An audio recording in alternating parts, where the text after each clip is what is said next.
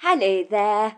Welcome to the Saroy channel, wherever you are in the world, and so much love to each and every one of you. I do hope you're doing very well. I'm doing great, thank you very much. And I'm so delighted you've joined me for part 3 of our story tonight. And what a fascinating story it is. We're about to learn about a dreadful murder that happened, but we're wondering where this is connected and how it eventually leads to a Bigfoot encounter. But we're getting there, and it's all desperately exciting along this journey. So before we continue, don't forget to subscribe to the channel, click the notification bell and the thumbs up, and let's continue with part 3 of our story. When you phoned me, Mrs. Augustus, you were most insistent that your husband Fabian could not have died of a heart attack, and that something else rather insidious was going on.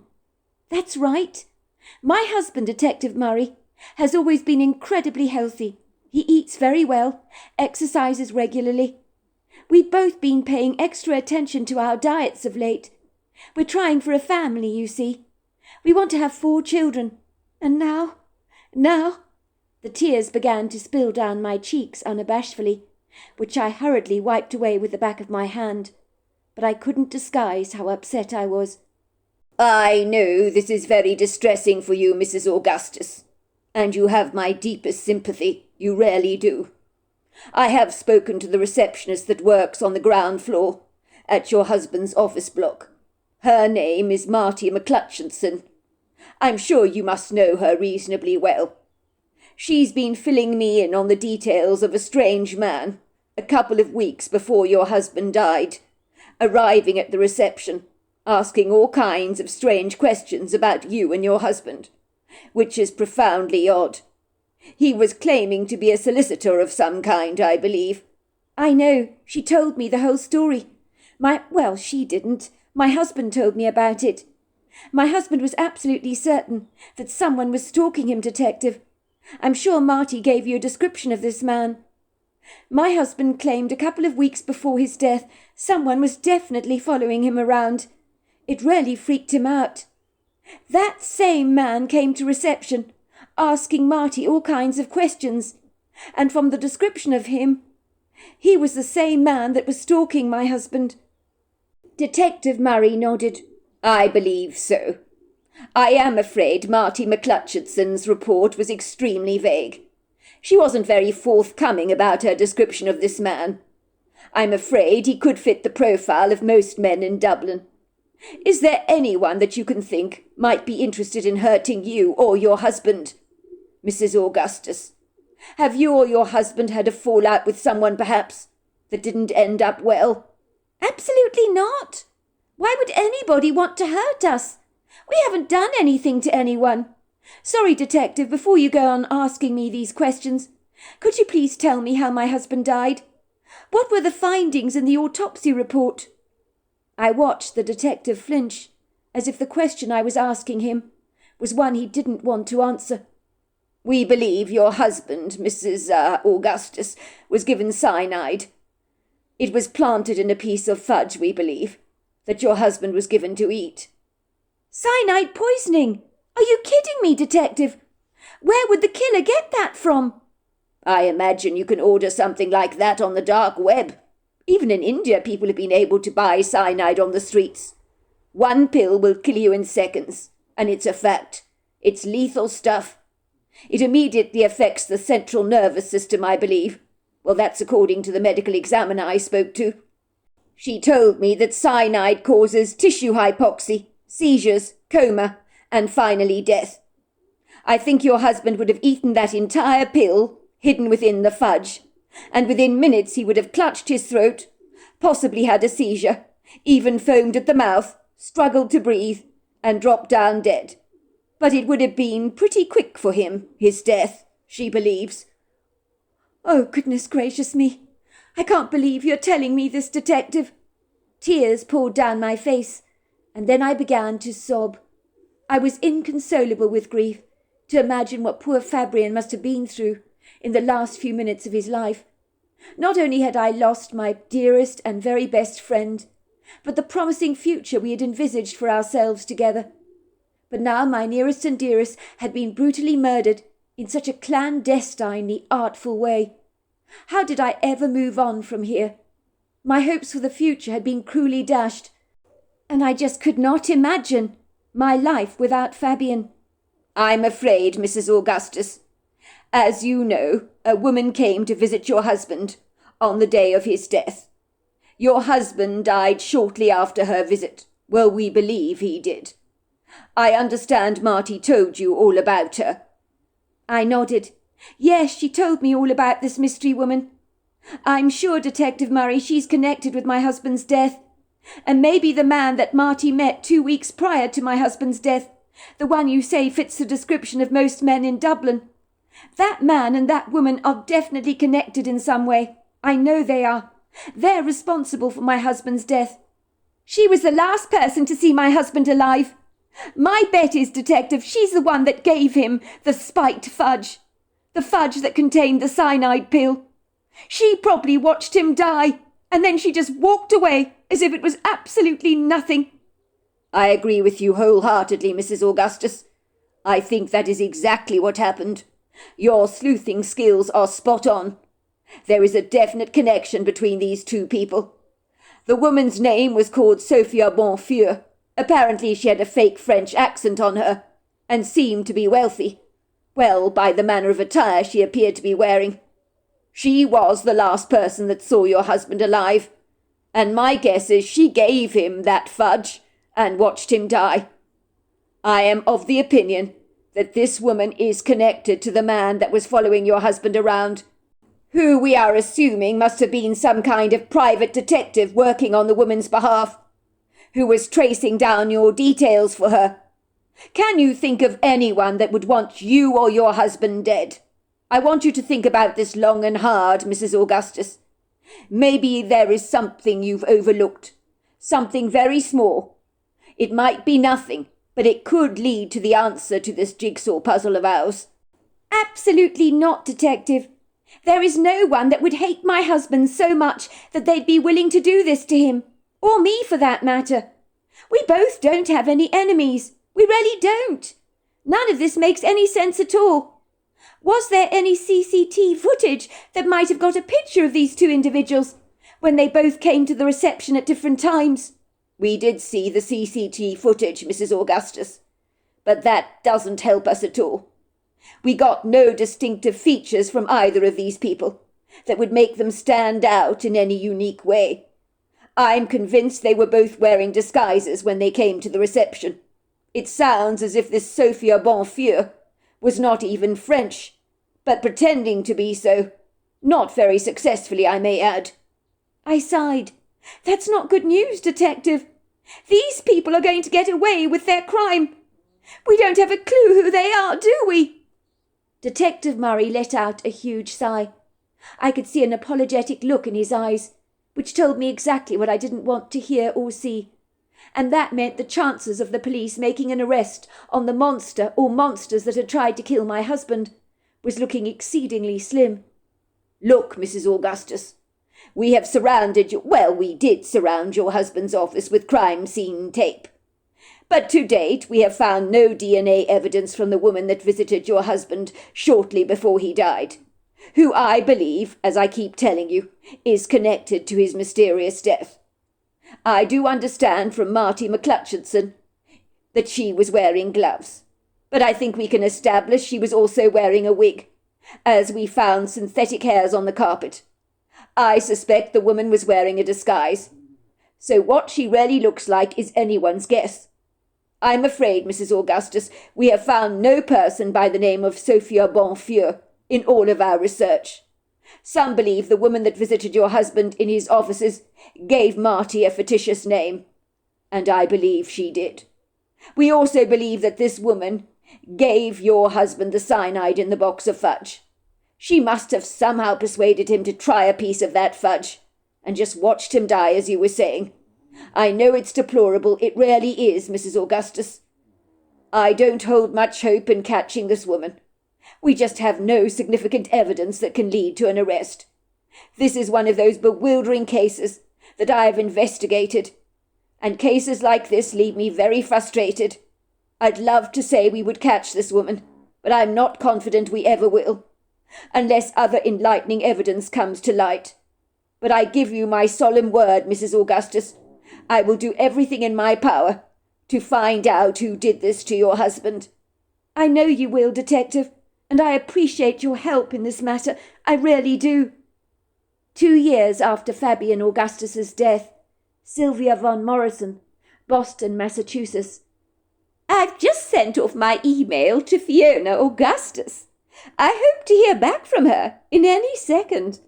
I've offered her a considerable amount of money to take me and my husband Barry and my 10-year-old daughter Haley on a personal guided tour around the Emerald Isle. I am rubbing my hands contentedly together. I expect her to bite the bait very quickly, as I've designed a masterful plan to lure her right in. She won't be able to resist a financial incentive such as mine. I'm sure I'll hear a ping on my computer in any second when she responds to my inquiry. That's a great thing, you know, about being very wealthy. You can call all the shots, and you pretty much get everything you want handed to you on a silver platter, with just the pinch of a finger. My husband Barry has no clue why I've suddenly shown such an interest in going back to Ireland again. He seems very surprised when I expressed an interest in going there. We lived there for 3 years when my husband was overseeing the affairs at an Irish bank. I was there more recently, 2 years ago, for a very short trip. I told my husband I was meeting up with a girlfriend for a few days, and he bought my fictitious story lock, stock and barrel. That's my husband Barry for you. He may be a millionaire, you know, many times over, but it's so very easy to pull the wool over his eyes. And he's not always the brightest brick in the block, although he really thinks he is, and I let him believe that. I only have to flash my eyelashes at him, and I get him to do almost anything I want. It's very easy to manipulate a man, you know, if you keep yourself looking very good, which I've always done. If my husband had any notion of what I'd done, well, let's just say he'd be absolutely horrified. He'd probably think he was married to a monster. But I was the one in this relationship that went through 8 miscarriages, one after another, while Barry claimed he understood what I was going through at the time. But quite honestly, he does not have a single clue.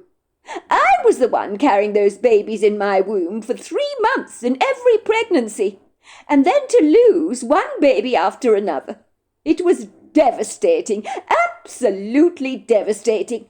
My gynecologist couldn't find anything physically wrong with me that would explain why I seemed physically incapable of bringing my babies past the first trimester.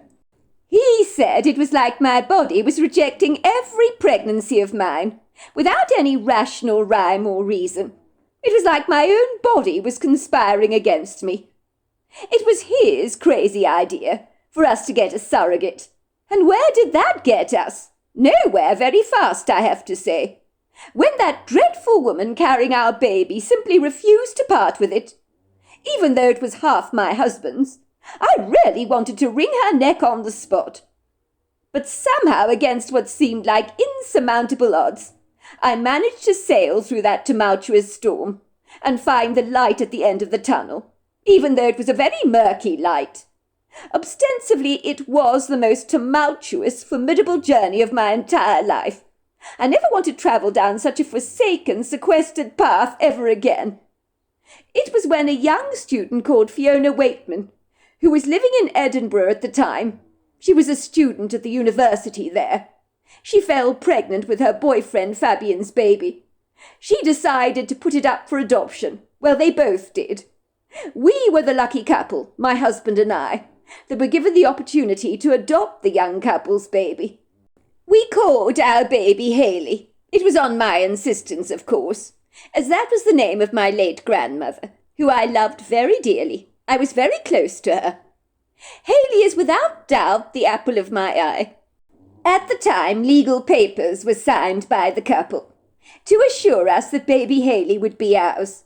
But I knew from my solicitor that there were no guarantees that things would pan out smoothly for us. Bitter experience had also taught me otherwise. Let's not kid. Every single court in the land is always on the side of the birth mother. If Fiona had decided to keep Hayley after her baby was born, we wouldn't have been able to do much about it. This time things fortunately favoured us. But now that Hayley is 10 years old, I do have grievous concerns for the future. I need to protect my daughter at all costs. I do not want her to be snatched away from us when she gets older, if she happens to express an interest in looking up her birth parents. God forbid if that were to ever happen. The thought just does not bear thinking about. I did not want my daughter Hayley to ever know she was adopted. But of course Barry is insistent we can't keep this news from her. We'll have to tell her sooner or later. He says it's only right that she knows the truth about where she came from. In my experience, the truth can be extremely dangerous. If Hayley were to look up her birth parents at a later stage in her life and simply discover that she had brothers and sisters, she could end up loving her birth mother more than me. I will not allow this to happen, under no circumstances. Luckily, one of my problems is out of the way. Thank goodness for that.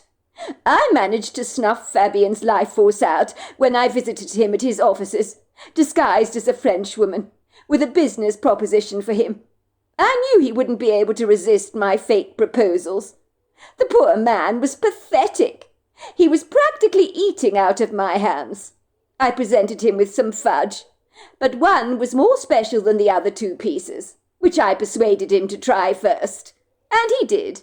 He popped it into his mouth, claiming he loved fudge, and I watched him grab his chest, breathe very heavily, stare at me with wide eyes, and very slowly but surely slump forwards. And thankfully he didn't take very long to die. The cyanide pill worked a treat.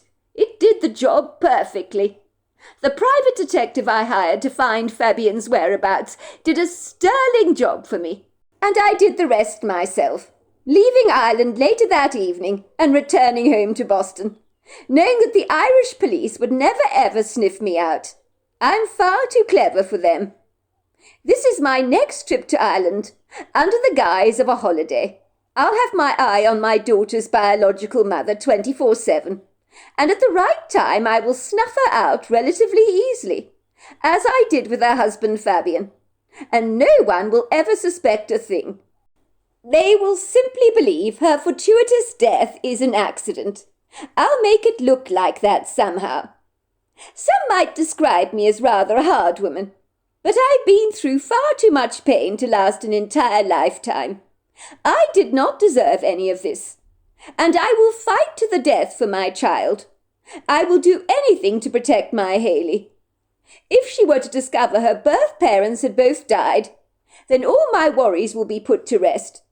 So her love towards me will not be divided nor contaminated by her fixation on her biological parents, who thankfully have not had any children yet. I'm feeling extremely frustrated when an entire hour passes me by, and I still haven't heard a dicky bird from Fiona Augustus. What is taking her so long to answer me back? I thought she'd snap up my offer incredibly quickly, but she doesn't seem to have bitten the bait yet. I review the email I sent her. Dear Fiona, I got your name from a friend of mine, who told me you took them on a personalised trip around Ireland, to see some of the more unusual sights that Ireland has to offer, that few tourists ever get to physically see. I am one of these people that is eager to see the real, authentic Ireland that many people miss out on during their visits.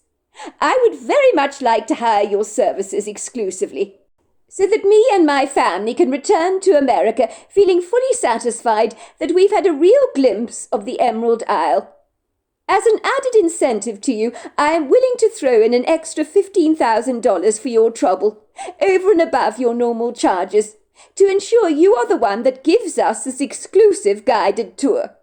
I will cover all the extra expenses from hotel accommodation and so forth. I have a little girl by the name of Hayley. 10 years old she is.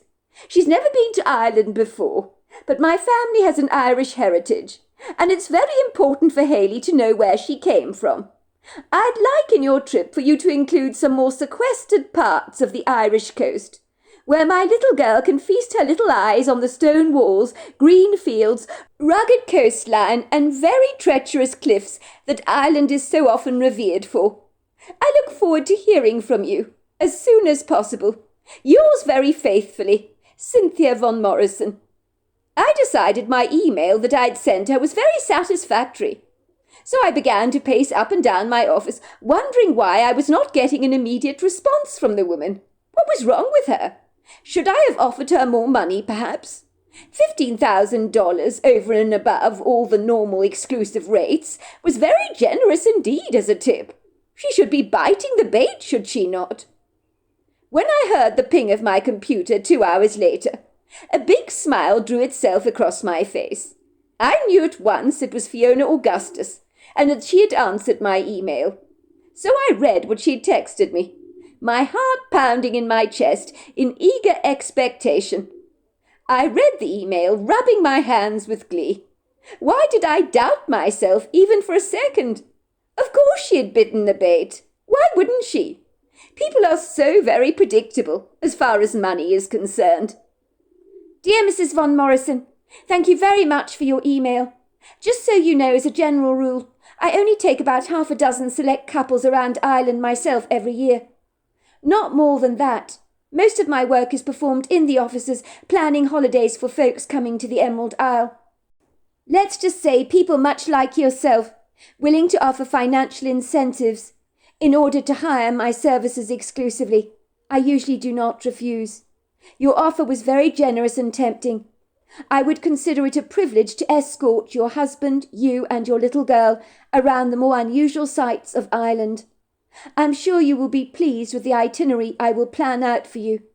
I have taken into account your desire to see some of the more sequestered parts of the Irish coast. I understand your desire to observe the rugged scenery. I grew up enjoying such spectacular scenery myself, so I understand your desire to be able to enjoy some of these stunning sights. I will send you the itinerary as soon as I possibly can. Please let me know if it meets with your approval.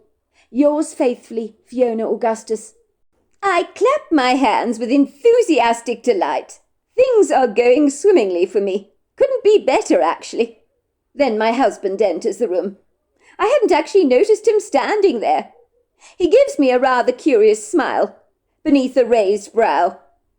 You look very pleased with yourself, he says to me. His comment's more like a question, but he's obviously expecting me to answer. I'm very careful what I tell my husband. I don't want to reveal too much. I can't possibly give myself away, or he might just smell a rat.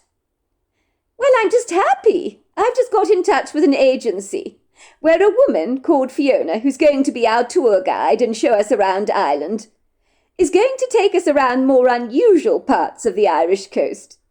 I'm very excited for our Hayley to be able to see some of her Irish roots. It's important we take her to Ireland, don't you think, now that she's getting a wee bit older? Well, I'm glad you're happy, love. I'm sure Hayley will thoroughly enjoy our trip to Ireland. It should be lots of fun. Of course it's going to be fun, Barry. That's the whole idea. Now I want you to promise me something. It's very important. Barry looks at me with a raised brow. Yes? What is this about? Well, it's just this very kind lady. Well, she's our tour guide. Her name is Fiona. She's going to be showing us around Ireland. You must not tell her that Hayley was born there, nor that we adopted her, or that we used to live in Ireland for over 3 years. She mustn't know any of these things. But why not? Why all the secrecy, love? Isn't it obvious, Barry? Do I really have to spell it out? This tour guide will be showing us all around Ireland, and if she knows we are well acquainted with the place, well, it can be very off-putting for a tour guide, can it not? I want her to think everything is brand new to us. We're seeing it for the very first time, so that she will give us a spectacular, unadulterated tour. If she knows we've seen lots of things before, our Hayley will miss out on so much. And I want our daughter to have a very good time and to see everything. I'll do exactly as you say, Barry agreed. I can understand why you want Haley to see it all. And maybe she would miss out on stuff if our tour guide knew we'd lived in Ireland before. So your secret is safe with me. I threw my arms around my husband and told him he was an absolute gem. I knew my strategic plan was going to work better than I could have ever contemplated. Things were going very smoothly. And little did poor little Fiona Augustus know that she was living on borrowed time, as I had big plans to wipe her off the face of the earth for good, never to be seen or heard from again. And I know I will be accomplished in my goal, because I always am. I never fail at anything I do. I will knock that woman out of my daughter's life for good, like the queen on a chessboard. Checkmate, Fiona Augustus. I'm coming for you, girl. Fiona Augustus.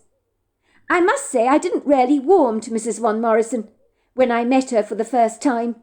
There was something so snooty about the toffee-nosed woman, as if she was looking down on me in a condescending manner, as if I was a lower form of pond life that should be extremely humbled to be in her superior company. I would observe her occasionally furtively watching me through her scornful hawk-like brown eyes, when she didn't know I was fully aware of her stares. She possesses what I can only describe as a self-entitled, smug, satisfied look on her face that I really don't like. I can't make sense of her at all. She insists that at all times we must keep things formal between us, and that I must always address her as Mrs. Von Morrison. She really does have so many airs and graces, along with an inflated opinion of herself. This surprises me. I really thought there was no class distinction in America, but I'm clearly mistaken about that. Mrs. Von Morrison definitely believes she's better than anybody else.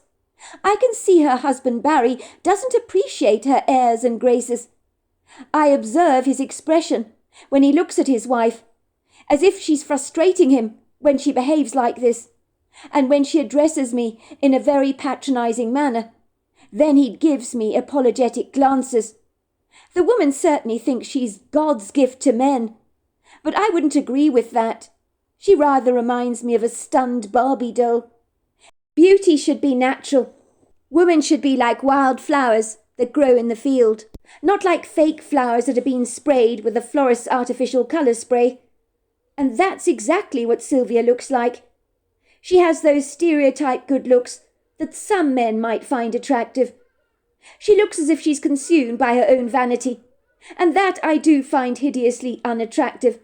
I'm sure if she didn't do so many things to her appearance, she might actually look quite fetching.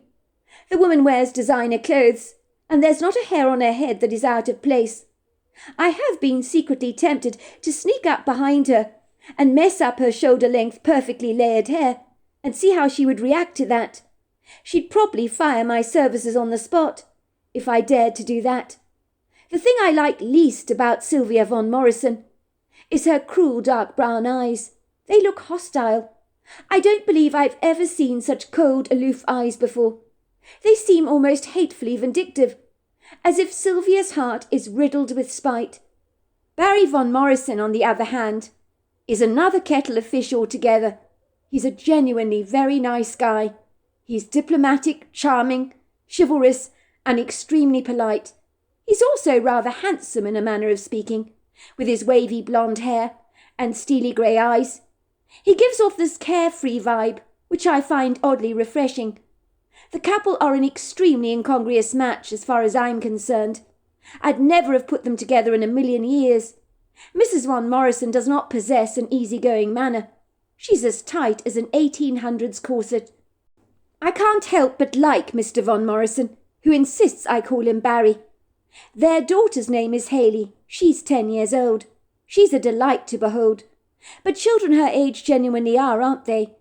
I thought she might be a little obnoxious, being so spoilt and raised by such wealthy parents, but it appears she's been uncontaminated by the world, which is refreshing to see. It seems this little girl has an unbridled passion for the natural world. She holds it in such regard, high regard, I mean. She likes nature far more than possessions or things that she owns, which for a girl of her age is extremely unusual. She's a cute little thing, with wide, curious green eyes. And on this trip, she gets so excited and enamoured by everything that Ireland has to offer. When I look at her, I'm stingingly rather reminded that she's exactly the same age of the little girl that I gave over for adoption 10 years ago, who is currently living in America, being raised by her adopted parents. It's such a small world, isn't it? Because of all the ironies, it would seem that the Von Morrisons are actually from Boston in Massachusetts, which is where my little girl is growing up. It saddens me to think that I do not even know her name, but in my heart I'm hoping when she's old enough she'll get in touch with me and look me up one day. I know my parents are longing to meet their grandchild, so I hope this wish of theirs will be fulfilled. I do often reflect sorrowfully about what I've lost, and how cruel life can sometimes be. I could have had a child by now, if I was still with Fabian, but with his life so cruelly prematurely expunged, in the most conniving way imaginable, I try not to reflect on my losses, or it will be impossible to get out of bed every morning. I like to focus on my job at hand, as it's a useful distraction for me. But seeing the Von Morrisons with a little girl the age of my own child that I gave up all those years ago, I seem to be permanently reminded of my losses. To a certain extent, I'm enjoying showing the Von Morrisons around Ireland, as little Haley and her father Barry are so appreciative of all my efforts to give them a good time on this trip. I've taken them to so many interesting places off the beaten track that visitors to the Emerald Isle will never lightly get to see. This is what Mrs. Von Morrison had, of course, requested of me. So that's what I had done.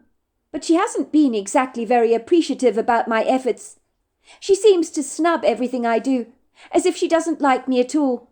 It's like she seems disappointed when I succeed in taking them somewhere special, almost as if she wants me to fail on this trip in delivering the best possible service, which I find is bizarre.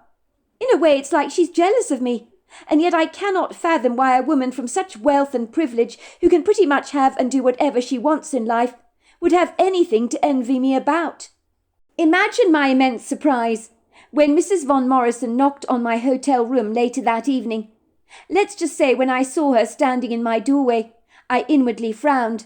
She was the very last person I wanted to see, but I somehow managed a watery smile when I greeted her, as that's what you do when you're a professional, and you try your damnedest to pretend you like someone when you don't. "Hello, Mrs. Von Morrison. This is a surprise. Is everything all right with you? I hope you're fully satisfied with the hotel accommodation I booked. Is it up to your standard?" "Oh, everything is absolutely fine. The hotel is absolutely charming," she said, pursing her lips in such a way that made me think everything was far from fine.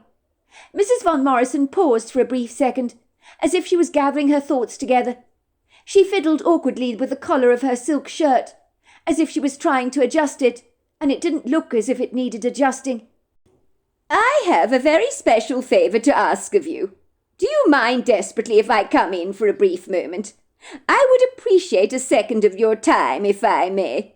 "But of course, Mrs. Von Morrison. Come in," I said, ushering her into my hotel room.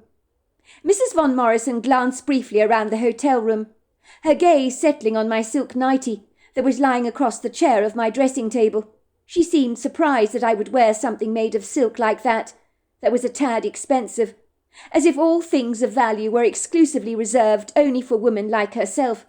She returned her gaze to focus directly on me, and I studied her dark eyes close up. They rarely were aloof, as if the woman was a cold-blooded reptile. "I just wanted to say, Mrs. Augustus, that I'm very pleased with the itinerary you made for us on this trip. You have certainly shown us a good time, and to some very delightful places that you faithfully promised to do. And I'm very impressed. Barry and Haley have been very excited about this trip. You have shown us a good time, and I, for one, am extremely grateful about this. But our trip is shortly coming to an end, and I wanted to do something extremely special for my husband and daughter."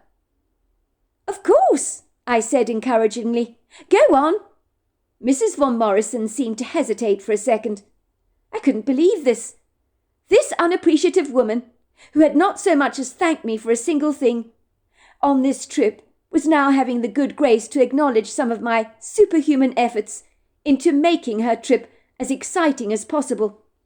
I couldn't believe it. I really couldn't.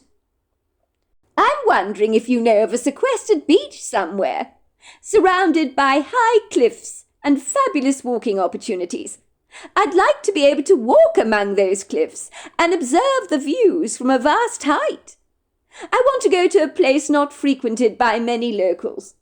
It's just I'd very much like me and my husband and Haley to have a beach all to ourselves, where we can enjoy a celebratory picnic to mark the end of our holiday here in Ireland. I think it would be a lovely thing for us to do.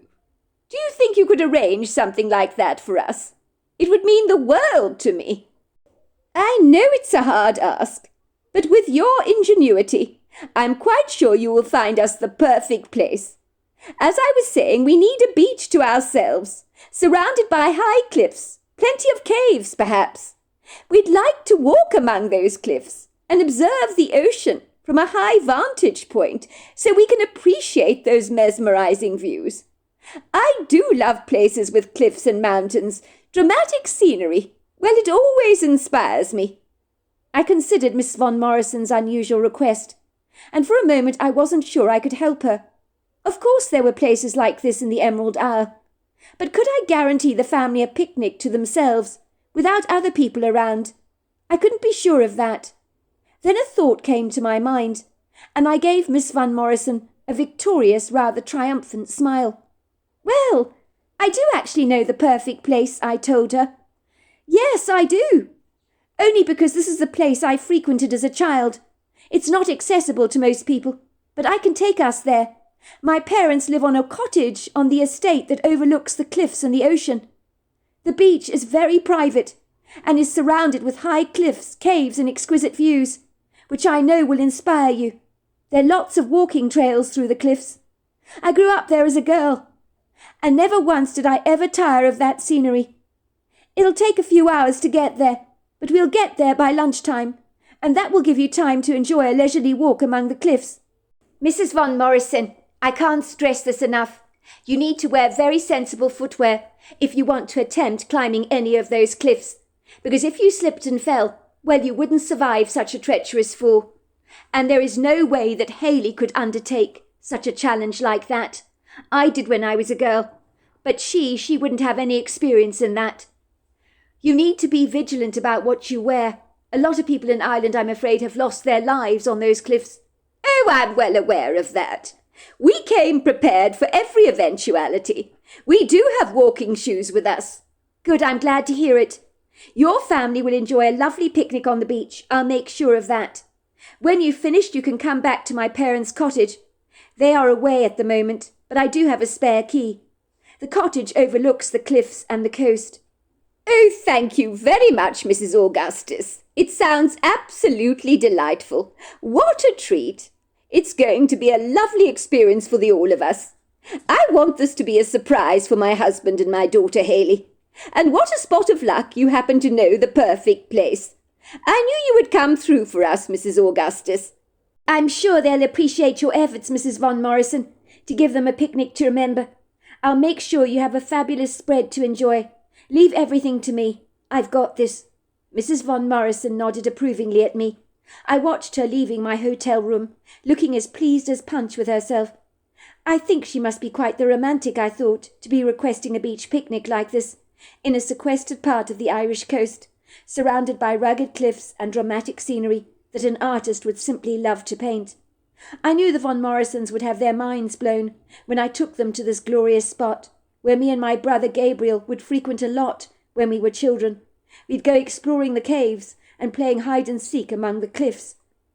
It was at lunchtime when we arrived on the Sandersons' estate, on the castle grounds, and the dreamy stone castle where the Sandersons resided seemed to bedazzle and enthrall the American couple, who thought it was like something out of a fairy tale. "Does a princess live in the castle?" Haley asked me. "No, just a normal family," I told her. "Is the place haunted by any chance?" asked Mrs. Von Morrison. "You hear of castles always being haunted, don't you?" "Not to my knowledge," I said. We finally drove up to my parents' whitewashed cottage, where I parked the very expensive hire car, with its luxurious leather seats, that I was using to escort the Von Morrisons around Ireland in. Mrs. Von Morrison stared at my parents' whitewashed cottage with intrigue. "You mean you grew up in this charming cottage? It's so incredibly quaint. It's delightful." "I sure did," I said proudly. "Goodness gracious me! What an incredible place to grow up. The views are absolutely sensational. The main question I need to ask you, Mrs. Augustus, is are you going to show us how to get down to that beach? It's quite a drop from here." "But of course I am. You just need to follow me." I led the Von Morrisons down the steps embedded on one side of the cliff that had been placed there by the Sanderson family generations before, and was surrounded by guardrails to ensure you didn't lose your footing. Finally we reached the beach below, surrounded by the magnificent craggy cliffs on every side, and a blue ocean that was so magnificent it took your breath away. Barry Von Morrison was insistent about carrying the picnic basket to the beach below, which was heavy, so it was a chivalrous thing for him to do. Once the picnic basket was dropped off and left on the beach, I took the Von Morrisons and their little girl Haley on a light excursion. The whole family was sensibly dressed, I'm glad to say, wearing sun hats, dark glasses, shorts, and sensible walking shoes. Mrs. Von Morrison looked more casual than I'd ever seen her look before. She seemed unusually happy, as if coming here to this remote beach was the best thing I could have done for her on this entire trip. Little Haley began to complain that she was getting tired, as there was a lot of uphill walking for the little girl to undertake. "I'm tired, Mummy. I don't want to walk anymore. I want to go back to the beach. I want to build some sand castles and play in the water. I don't want to walk anymore." "Oh dear, our daughter is tired, Barry. I tell you what, why don't you take her down to the beach for me? Give her some lemonade, will you? Help her to build some sand castles and play in the water. I'm really enjoying this walk," said Mrs. Von Morrison, pointing to the cliffs. "Is there a way you can take me up there onto the cliff?" she asked me. "I'd like to see the view over the ocean from that point, if I may." Barry Von Morrison looked startled that his wife was suggesting such an ambitious hike to the top of the cliff. "Look, love, I will take Haley back to the beach, but I don't think you should attempt climbing such a treacherous cliff. It's very steep. What if you were to lose your footing? You wouldn't survive a fall like that." "But I won't fall," said Mrs. Von Morrison. "Danny, my personal trainer in Boston, says I'm one of the most nimble clients he has, with an excellent sense of balance. I'm extremely fit. I'm like a mountain goat, I'll have you know. I could easily get to the top with no problem at all. Why are you trying to discourage me, Barry?" "I'm not trying to discourage you, sweetheart. I'm being sensible, that's all. I don't think it's a good idea for you to attempt climbing such a high cliff. Look at the thing. It's treacherous." "Your husband's absolutely right, Mrs. Von Morrison. I would advise against it. It's all right for me. I know the cliffs like the back of my hand. I've been exploring these cliffs for years, since I was a little girl." "But it's treacherous up there, and you're a novice. You're not used to such a thing." "Don't be ridiculous. I'm not a novice, I'll have you know. I'm incredibly agile. Climbing that cliff is going to be a walk in the park for me." I could see that Barry Von Morrison knew that he couldn't talk his wife out of her ambitious desire to climb the cliff. It was clear I was expected to chaperone Mrs. Von Morrison to the top, and it was just as well I was equipped to do so. If her personal trainer thought she was in the best possible shape, we'd see about that soon enough, I thought.